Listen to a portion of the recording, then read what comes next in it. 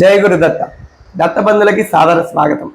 ఈరోజు నిన్న రాత్రి ఒక సోదరుడు అడిగాడండి, స్వామి వ్యాపారం జరుగుతుంది కానీ అసలు అందులో నష్టాలే తప్ప కానీ లాభాలు కనిపించట్లేదు, ఏం చేయాలి స్వామి?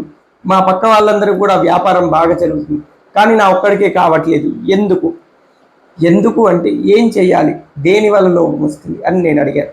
స్వామి, నేను వాళ్ళకన్నా నాణ్యంగానే ఇస్తున్నాను, వాళ్ళకన్నా తక్కువ ధరకే ఇస్తున్నాను, కానీ నాకు మొత్తం నష్టాలే తప్ప లాభాలు చూడట్లేదు స్వామి అని.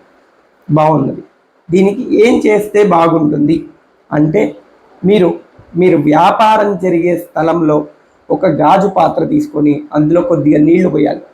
నీళ్లు పోసి చిటికెడు ఉప్పు వేయాలి. చిటికెడు ఉప్పు మరియు పసుపు రెండు వేసి అందులో నిమ్మకాయ వేసి ఉంచాలి. రోజుకొకసారి ఆ నీళ్లు మారుస్తూ ఉండాలి.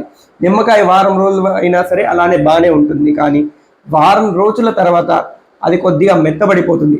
అప్పుడు ఆ నిమ్మకాయ తీసుకొని షాప్కి మీరు చేసే వ్యాపార స్థలాన్ని మొత్తం కూడా తీసుకొని దిష్టిగా తీసి సవ్యంగా 3 సార్లు అపసవ్యంగా 3 సార్లు తీసి దిష్టి తీసి తొక్కని ప్రదేశంలో వేయాలి. అదేంటి స్వామి, అందరూ కూడా దిష్టి తీసి తొక్కే స్థలంలో వేస్తారు కదా అని మీకు సందేహం రావచ్చు. తొక్కే స్థలంలో వేస్తే మనం తీసిన దిష్టి ఇంకొకరు తొక్కుతారు, ఆ దిష్టి అనేది వాళ్ళకి తాకుతుంది, దానివల్ల వాళ్ళు అనారోగ్య పాలవుతారు, అస్వస్థకు గురి అవుతారు. దానికి వాళ్ళు ఏం చేస్తారు, నేను ఆ రోజు నిమ్మకాయ తొక్కాను కదా, ఏ దరిద్రుడు ఎవరు వేశారో అని చెప్పి మనల్ని తిట్టుకుంటారు. మనల్ని తిట్టుకోకుండా వాళ్ళ తరపు నుంచి మనకి మంచి జరగకపోయినా సరే, కానీ మనం ఇతరులకు మంచి చేయకపోయినా పర్వాలేదు, కానీ వాడికి ఎప్పుడే కానీ మనం చెడు చేయరాదు. అందుకే మనం ఏం చేయాలంటే అది తీసుకొని ఎవరి తొక్కని స్థలంలో వేయాలి. పారే నీళ్ళల్లో కానీ, నదిలో కానీ మరియు కాలువలో కానీ వేసేయాలి.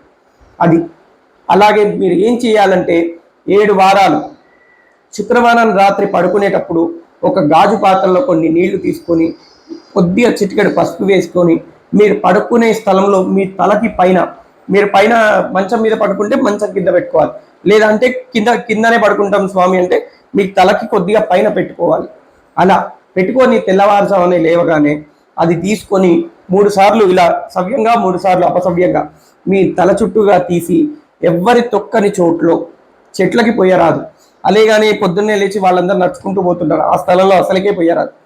మీకున్న దృష్టి దోషాలు మాత్రం కానీ, మీకున్న దృష్టి దోషాలు కానీ మరి ఇంకే దోషాలన్నా సరే, జాతక స్థితాలు కూడా సరిగ్గా లేకపోయినా సరే, అందులోకి కొద్దిగా అది పసుపు అనేది నీళ్లతో కలిసి ఉంటుంది కాబట్టి అది పీల్చుకుంటుంది, అందులో మాత్రం ఉంటుంది. అది ఏం చేయాలంటే తీసుకొని ఎవ్వరి తొక్కని స్థలంలో పోయాలి.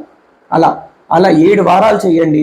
శుక్రవారం రాత్రి పెట్టుకోండి, శనివారం తెల్లవారు లేవగానే ఆ పని చేయండి. మీకు 7 వారాల్లో మీకు ఖచ్చితంగా దాని యొక్క పరిహారం అనేది మీకు కనిపిస్తుంది. అది ఎలా పని చేస్తుంది అనేది మీకు 7 వారాల్లోపే మీ వ్యాపారం అనేది అభివృద్ధి అవుతుంది, లక్ష్మీదేవి కటాక్షిస్తుంది. అది తప్పక చేయండి తల్లి. జై గురుదత్త.